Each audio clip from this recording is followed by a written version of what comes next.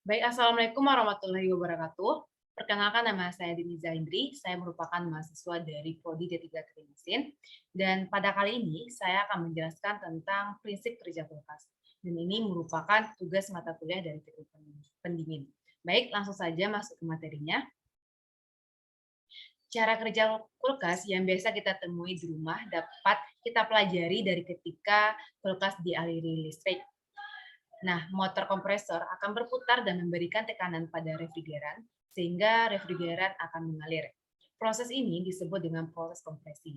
Refrigeran yang mendapat tekanan akan berubah sifatnya menjadi gas yang bertekanan tinggi dan bersuhu tinggi. Ini bisa kita buktikan bahwa ketika lemari es dalam kondisi hidup, seluruh bodi lemari es akan terasa panas bila dipegang, terutama pada kompresor. Selanjutnya, refrigeran yang bertekanan dan bersuhu tinggi tersebut akan melewati kondensor. Komponen kondensor ini berfungsi untuk membuang panas. Ketika berada dalam kondensor, refrigeran akan membuang panas ke lingkungan luar sehingga berubah wujud dari gas menjadi cair, sehingga suhu rendah namun tetap bertekanan tinggi. Proses ini disebut dengan kondensasi. Kemudian, refrigeran akan melewati filter lalu menuju pipa kapiler yang berdiameter sangat kecil. Kemudian masuk ke saluran evaporator. Pada saat berada di evaporator, inilah refrigeran yang bersuhu sangat rendah, ini akan menguap dan kembali ke wujud semula, yaitu gas, namun tetap bersuhu rendah. Proses ini disebut dengan evaporasi atau penguapan. Penguapan ini terjadi karena adanya penyerapan panas dari ruang evaporator. Akibatnya, udara yang berada di ruangan evaporator ini akan terkondensasi, karena kondisi ini terus berulang selama masih dialiri listrik. Lama-kelamaan, udara tersebut akan menjadi butiran-butiran es di ruang evaporator. Hal tersebut juga akan terjadi pada benda yang diletakkan di dalam ruangan evaporator. Aliran refrigeran tersebut akhirnya meninggalkan evaporator dan kembali menuju kompresor. Proses ini akan terus berputar dan berulang-ulang. Pada kondisi normal dan tidak ada kebocoran, refrigeran akan terus mengalir dan tidak akan pernah habis. Berikut komponen-komponen utama pada kulkas. Yang pertama ada kompresor.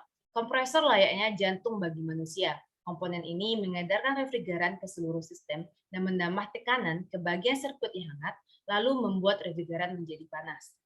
Yang kedua yaitu ada kondensator. Bagian ini berada di belakang lemari es yang mungkin paling sering berdebu. Di dalam kondensator, zat pendingin didinginkan dan mengembun, yang berarti zat tersebut berubah dari gas menjadi cairan. Yang ketiga, ada evaporator. Evaporator terletak di bagian dalam lemari es dan merupakan bagian yang membuat beta-benda di dalam lemari es menjadi dingin. Ketika refrigeran berubah dari cairan menjadi gas melalui penguapan, refrigeran akan mendinginkan area di sekitarnya. Yang keempat, komponen yang keempat ada tabung kapiler.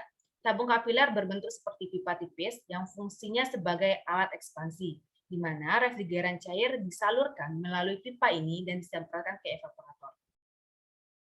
Yang kelima, yaitu ada termostat. Kegunaan dari termostat adalah untuk mengontrol proses pendinginan dengan memantau suhu, dan kemudian menghidupkan juga mematikan kompresor. Saat sensor merasakan jika di dalam kulkas cukup dingin, maka alat ini akan mematikan kompresor. Sementara jika alat ini mendeteksi keadaan kulkas memanas atau tidak dingin, alat ini akan menyalakan lagi kompresor dan kembali memulai proses pendinginan. Baik, hanya itu penyampaian materi dari saya. Jika ada kata-kata yang salah, saya mohon maaf. Wassalamualaikum warahmatullahi wabarakatuh.